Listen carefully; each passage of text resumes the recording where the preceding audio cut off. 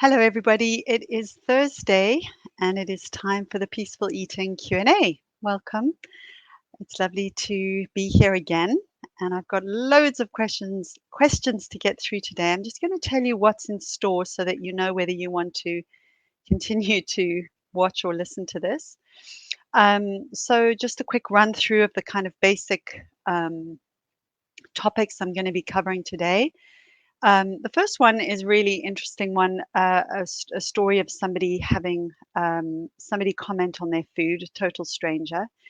A question about mindful eating and intuitive eating and what's the difference. Um, Whether or not you should listen to your dietitian if you're pre-diabetic and they're recommending you count your carbs and eat up to a certain limit.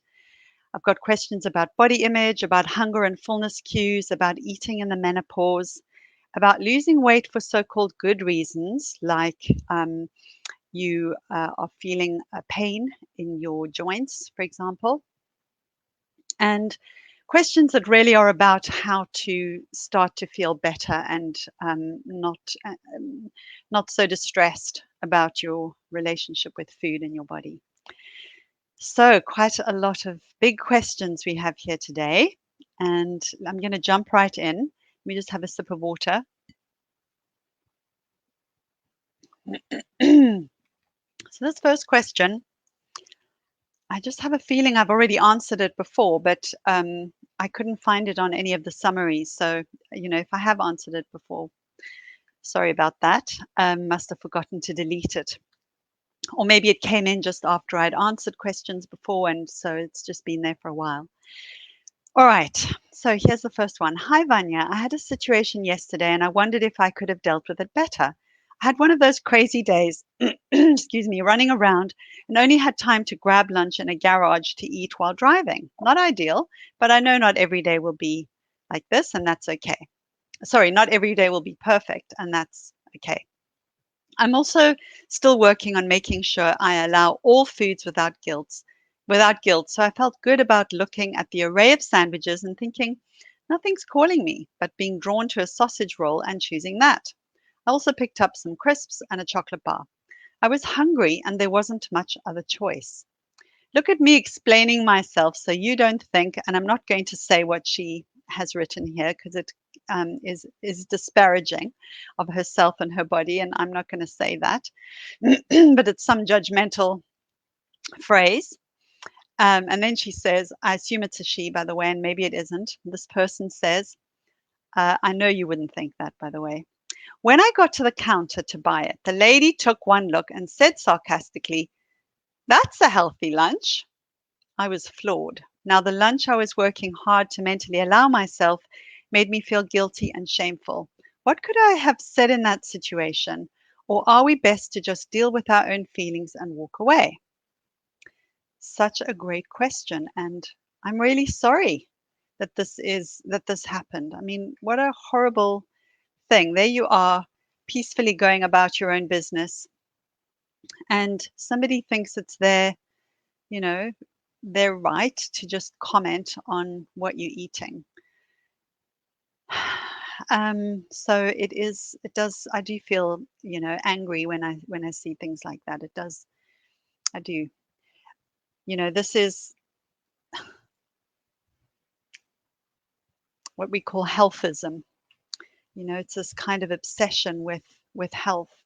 So I actually talked to my family about this round the dinner table, which because I was, I was curious about what they thought about this, and so I asked them, what do they think? And look, you know, this is a stranger. It's not somebody who is in your life, and so you know, you could say something to somebody. But is that going to change their behavior? Is it going to be of benefit to you? Do you want to get into a conversation about it? So there is a case for yes, because that person could also be affecting a load of other people. The incidence of eating disorders is on the rise. And, um, you know, who knows what she might be doing to people unwittingly. I'm sure well, I'm not sure, but most likely, not intentionally. It's a kind of throwaway comment for somebody who perhaps isn't, you know, doesn't have an eating disorder and doesn't have a disordered relationship with food. Uh, Although even making a comment like that does, in a way, speak to the possibility that maybe this person does actually have a disordered relationship with food. So, um, obviously, the most important thing is you taking care of yourself in any way that you can do that. So, what are the things you can say to yourself, whether or not you speak them out loud? What are the things you can say to yourself to support yourself in a moment of difficulty like this? And always my first resource would be to reach for self-compassion, to remind yourself that hurt, or that was upsetting, that was a difficult moment. Acknowledge how you feel. Maybe you feel triggered, or you feel unstable in yourself as a result of that. What you actually said was shameful and guilty. Excuse me, I'm going to cough.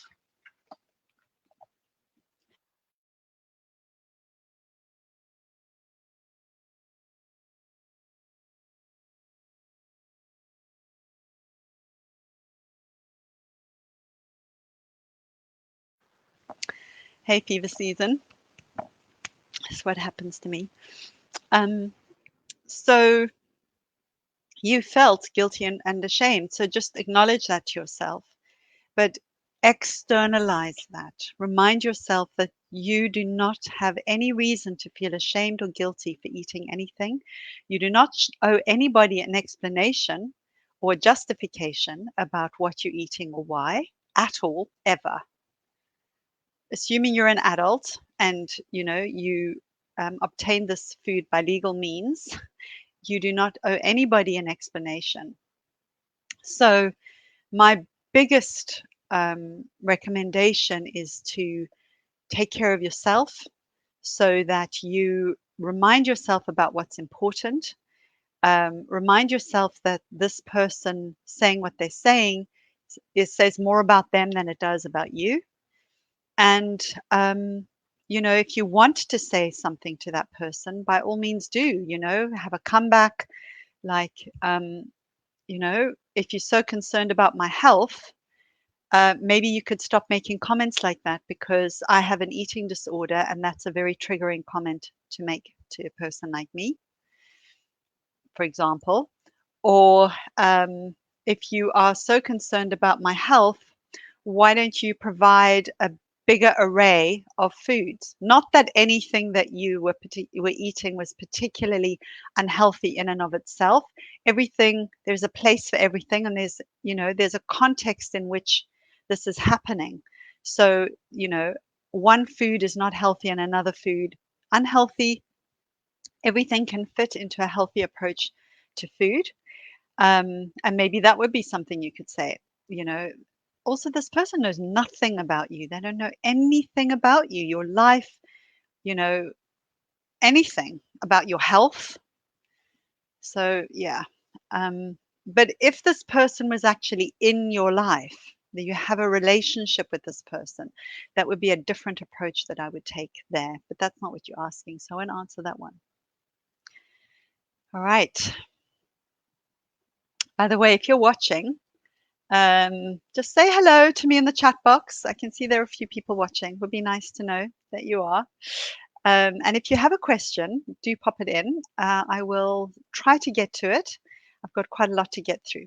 All right, the next question, I'm not actually going to read the whole thing. It's really long, and it would take me quite a long time to unravel, and I don't have that time today. But really, this person is asking me about whether mindful eating is the same as intuitive eating, and this person is um, um, concerned about their weight and wanting to lose weight without actually going on a diet. Now, the question really is that intuitive eating says that you have to accept your size, and that mindful eating doesn't have that approach. So there are a couple of things I just want to say to respond to this. The first one is intuitive eating doesn't say anything about you have to do anything. It's just a series of principles, and they are reject the diet mentality is the first one. Honor your hunger. Make peace with food. That means no good or bad, no judging food. Everything is, is morally equal to everything else. Yes, things have different nutritional components, sure, but in terms of value judgments, everything's equal.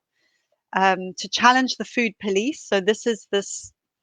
I don't have the food police. I've got the serpent, which tells you what, is shouting at you and telling you what, when, and how much to eat, and judging you for your eating. To discover the satisfaction factor. So that's about just feeling satisfied with what you're eating, and that's an emotional as well as a physical. That has emotional as well as physical components. To cope with your emotions. Without resorting to food, as a default, I would add in. To respect your body. So respecting your body means not being mean to it, being kind to your body, giving your body what it needs: rest, water, movement, enough food, um, and being kind to your own body and being gentle on your body, not pushing it too hard. To move our bodies in ways that feel good to us, and to honor our health. So with gentle nutrition. So that means just, eating an array of foods, but everything can fit into a healthy relationship with food. So there's nothing in intuitive eating itself that specifically says that you must do anything, that you have to accept anything. Um, but intuitive eating is a weight inclusive, weight neutral approach to eating. So we are not aiming at changing the body. We are aiming at being kind to the body and feeding ourselves well. And at the end of the day, it's about taking care of ourselves as best as we can. Mindful eating is about um, a moment to moment awareness of whatever is arising. So in our bodies, in our emotions, in our minds, in our environment. So, the taste and the texture of food, our hunger, our fullness, our satisfaction, our enjoyment. Well, that's kind of satisfaction of the things that we're eating. And it's about, the interesting thing is that mindful eating is actually about acceptance, because any mindfulness based approach that is true to its roots is not about changing anything. It's about allowing things to be as they are without judgment. So if you are trying to use intuitive eating or mindful eating to lose weight, I would say that is not either intuitive eating, or mindful eating. Because although you can probably find a load out there, in fact, I know you can find a load out there that co-opt mindful eating and intuitive eating as a weight loss tool. But the approaches themselves are not they're not they're not designed for that. That isn't their intent. So you do you, you go ahead and do what works for you. And yeah, I mean, the thing is, if you are on a path to try to lose weight, I would call that a diet. If you happen to lose weight as a byproduct of changing your relationship with food, um, so be it. I mean, weight does change, and I don't have a problem with weight loss. I have a problem with the intent around weight loss, because I know what it does to people, and most people end up regaining the weight, and often more to start with. Not that that's necessarily a bad thing in and of itself, but if that's the intent, then that's not really a good route. Okay, so I'll leave that one there. And hello, Gizzy. Nice to see you there. All right, next question. Um, I've been diagnosed as pre-diabetic and I'm on an NHS coaching program. The dietitian on that program over the phone advised I aim for under a whatever, I'm not going to say it, a certain amount of carbs a day. I'm struggling. Would you advise would your non-diet approach advise me not to follow this restriction? Can't really follow the words exactly, but that's what I think you're asking. I am, oh, sorry, that's another question. All right, so I'm not a dietitian and I'm not a doctor and I'm not a health professional who can advise you about diabetes or pre-diabetes, but I can signpost you to places that will give you good information that is weight neutral. I have read quite a lot about all of these things, and I follow non-diet dietitians who specialize in this kind of thing. So people that you would be good to explore are Migret Fletcher, and she's got a website called WN number 4 DC.com, and it stands for Weight Neutral for Diabetes Care.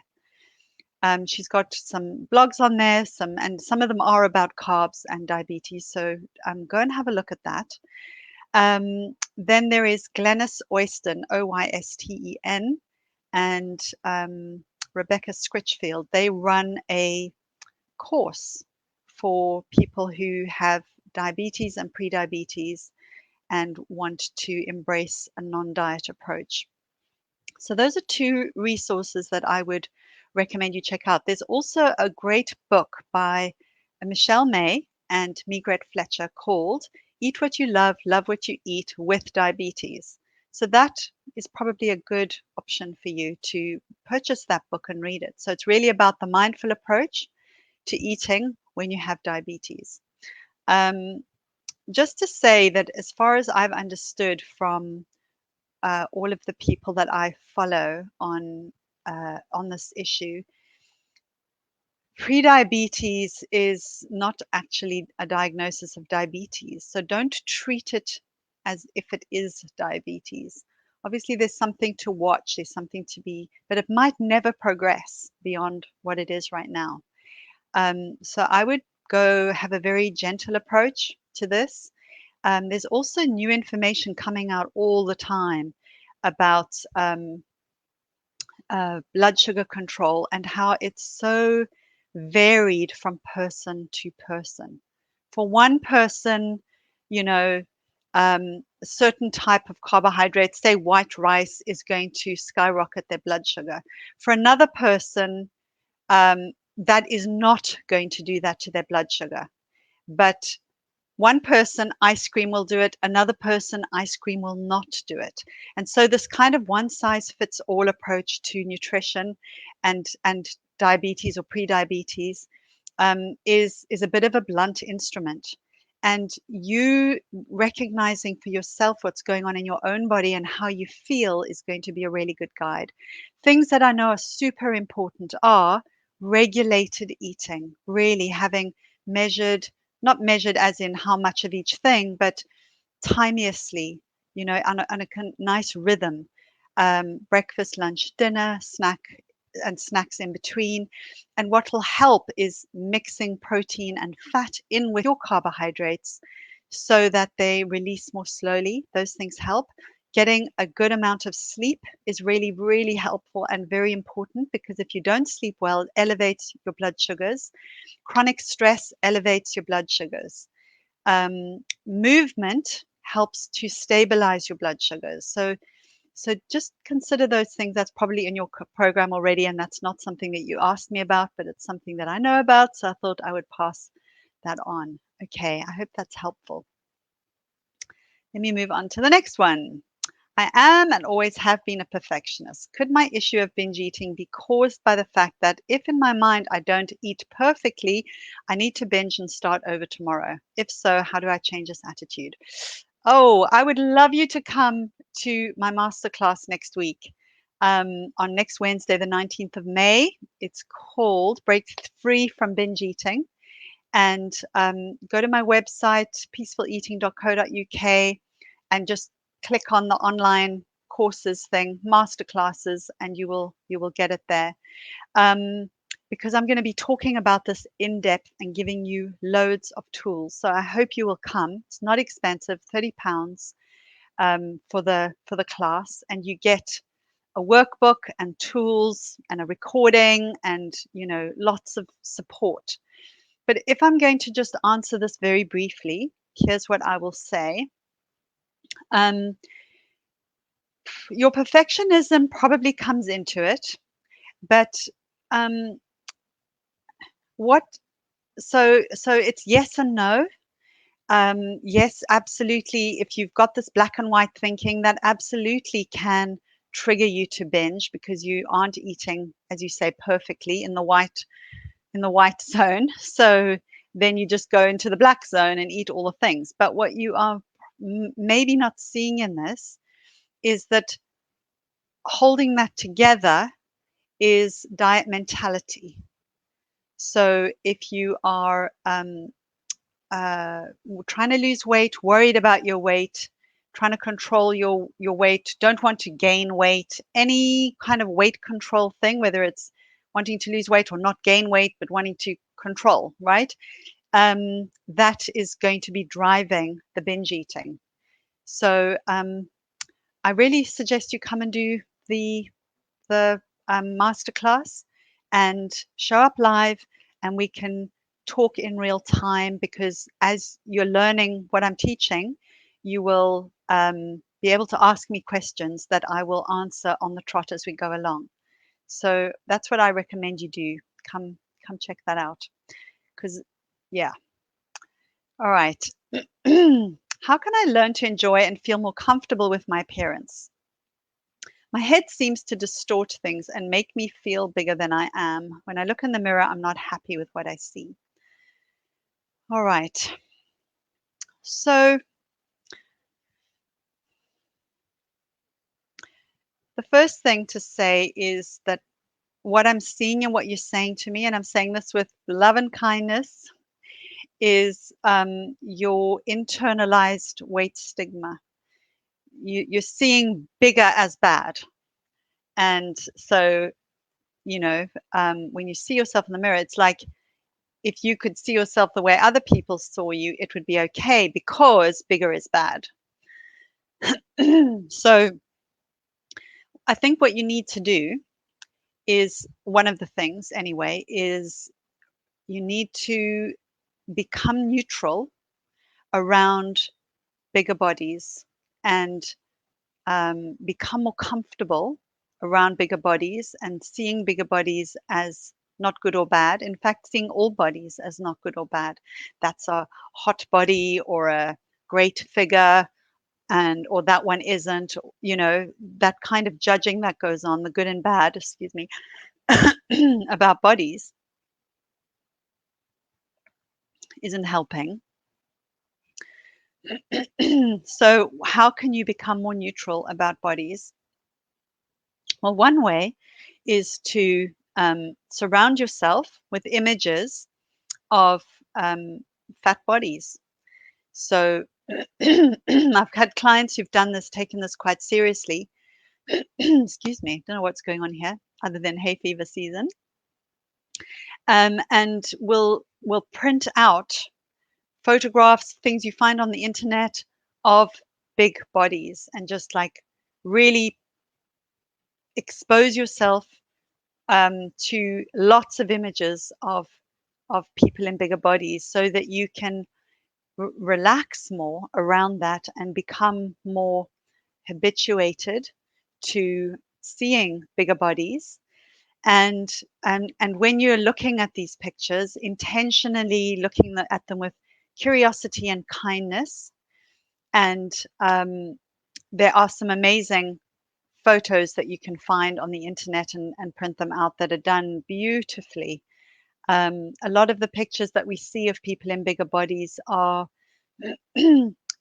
dehumanizing. If we see them in the newspaper, whatever, it's usually headless, headless, fat bodies, um, which is very dehumanizing. So that's the first thing I would suggest, is that you need to become more comfortable and notice your own judgments and then neutralize them. So you just notice a judgment, you say to yourself, that's a judgmental thought.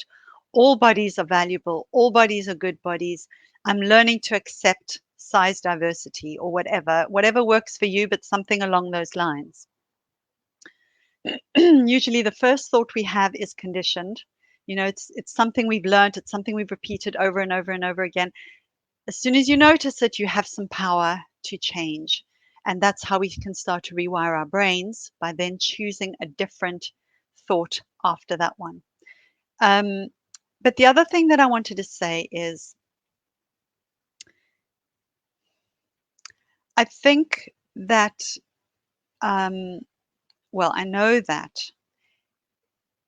focusing on appearance and trying to like how we look doesn't actually improve body image, according to research from Renee Engel, who wrote a book called Beauty Sick. It's a really good book. Maybe that's another thing you could do, is read that book, Beauty Sick, by Renee Engel. She's got a TED Talk, so you can find her on YouTube or on the TED app. Um, but looking at yourself in the mirror can be very objectifying. You're seeing yourself as an object, rather than you just staying inside your own body, inside your own skin, and experiencing life from inside your body. Really, body image is not just about how we look, it's about how we experience life. It's about being embodied, being inside of our bodies, and seeing our bodies as the vehicle through which we are experiencing life. So what you can start to do is list all the ways that your body supports you, all the things your body does for you, what you appreciate about your body, not about how it looks, not about the things, making a list of, I like this, I don't like this. No, that's not what I'm saying. But rather, what do you appreciate about your body? What does it do for you? What does it enable for you? That you can hug people, that you can see a sunset, that you can feel the rain, that you can smell the burnt toast. Uh, every experience of life is coming through the body. So turn your attention to appreciation of what your body does for you, and less about um, liking how you look. There are ways that you can improve your response to your physical appearance when you see yourself, because mirrors are a thing, cameras are a thing, social media is a thing, and reflective surfaces are a thing. And so, we can't, these are things we need to deal with. It's just that we need to make them less important than they are. And yeah, so that's what I would suggest as something you could work on. So I hope that that's helpful. All right, it's nearly time to go, and I still have questions. All right. After many years of dieting and binging, I have difficulty knowing when I'm hungry and full. Should I just eat 3 normal meals a day? That's a great question. And often what dieting does is disrupt our hunger and fullness signals. And if you don't know when you're hungry or when you're full, then it is a good idea to um, regulate your eating, as I was saying earlier on. So potentially 3 meals and maybe 2 to 3 snacks are a good idea. I would not go longer than 5 hours without eating, and that depends on your activity levels and how much you've eaten before at the last time. So, if you find it quite easy to go from breakfast to lunch and you don't notice dips in your energy, headaches, fuzzy concentration, a kind of, well, it sounds like you don't have the physical cues in your tummy around hunger, um, then, but if you don't notice other um, changes, then maybe, and if you have a sort of good breakfast, whatever that means, like a combination of protein, carbohydrate, and fat, and fiber, then perhaps that will see you through until lunchtime. Um, but you should really check in. So what I do with some of my clients is suggest that they have an alarm clock, where they are checking in. So they have their breakfast, they then set an alarm for 2 to 2.5 hours later, in which you check in, and you just try and sit with yourself for a moment.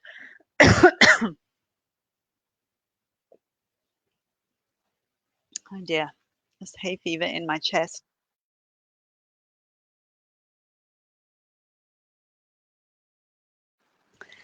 All right. Um, so I would suggest that you check in with yourself, but don't go longer than 5 hours without eating. Now, if you do this consistently, your hunger and fullness signals should start to come back, but it might take a while. But going for long gaps is really, really not helpful. Um, and so try that and see how it goes. All right. Hi, Kathy. Yes, I saw you've booked. I'm really, really pleased. I'm looking forward to getting to know you better there. All right. So let's see, I'm on 7 o'clock and I still have 4 questions. Okay. Take a breath. I'm, I will just answer these questions, but I'm going to probably be brief. Do I need to be more careful with what I eat during menopause? Um, Again, I'm not a dietitian, and be careful why. See, for me, when I hear that, I'm thinking because you're scared of weight gain. So you need to be more careful to stop weight gain. So if that is your reason for wanting to be more careful, um, then I would say no. Weight gain is normal during menopause, and in fact, it is helpful during menopause because um, our estrogen levels drop, and the extra weight that we naturally gain during menopause are a store of estrogen. So our bodies actually do need it. But again, there are people you can follow who are much more knowledgeable than I am, particularly around this period of our lives. I do know that you should make sure you're getting enough calcium, and vitamin D helps to metabolize or absorb calcium. So maybe get your vitamin D levels checked, and if they're low, then perhaps get a supplement. I know that moving, weight bearing exercise like walking is really important for our bone density. So that's really important. Things like caffeine can potentially trigger hot flashes, so you might want to limit that. Um, what else? And alcohol, too much, overconsumption of alcohol can also be depleting on our bones. So, or deplete calcium, I think.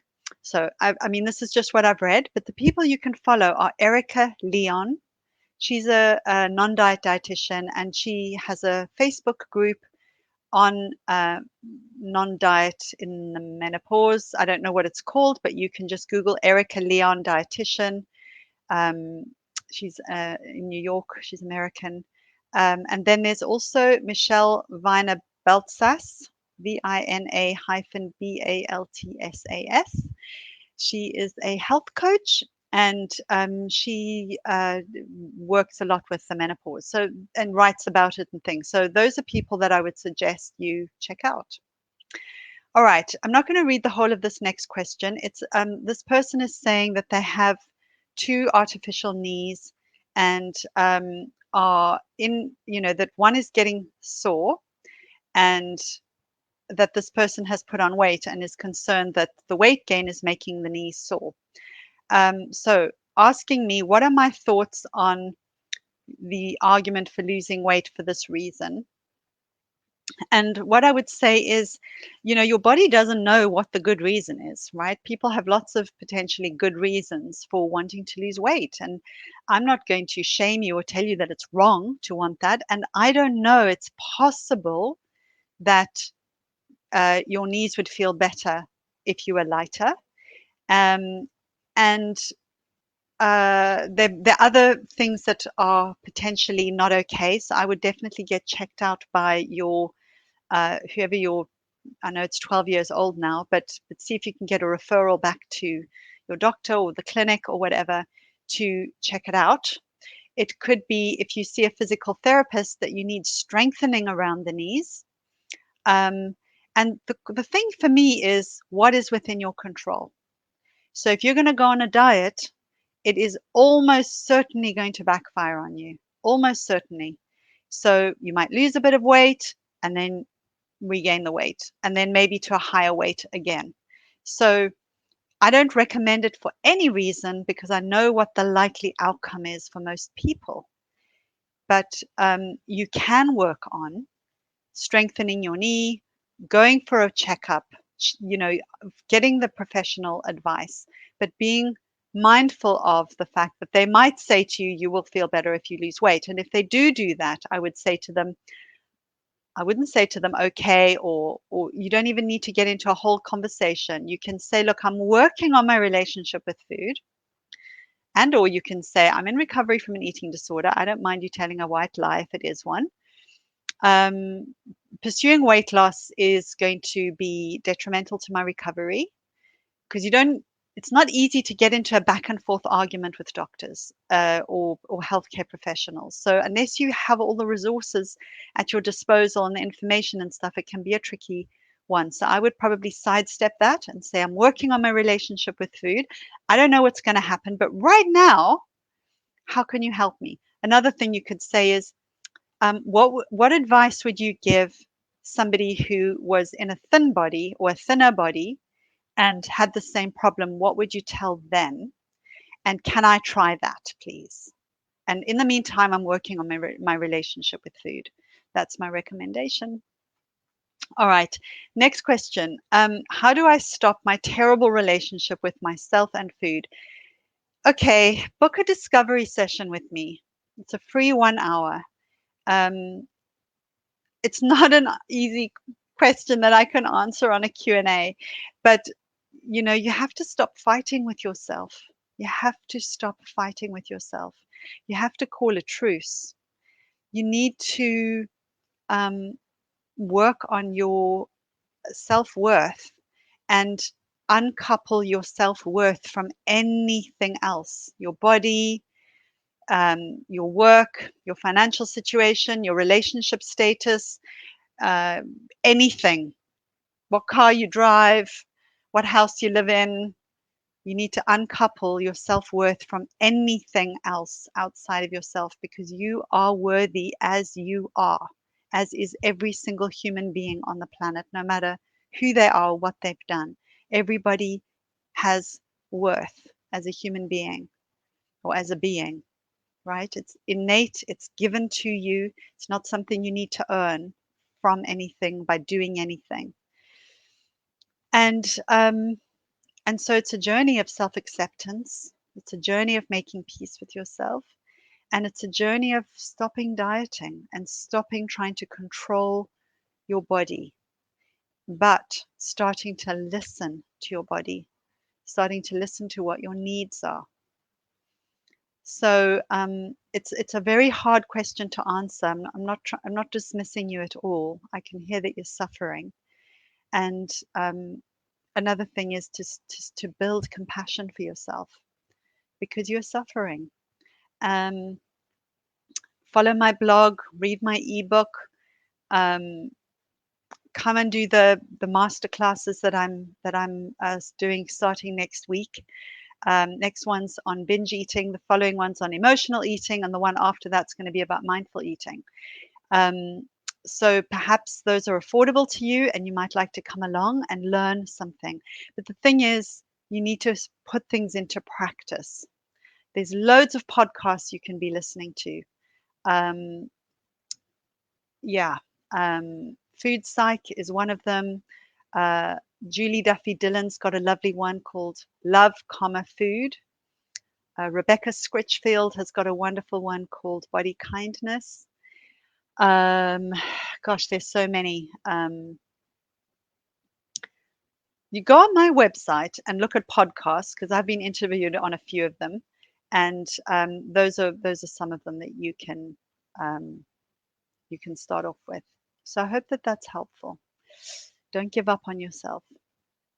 Last one. How do I break this diet food hell I find myself in?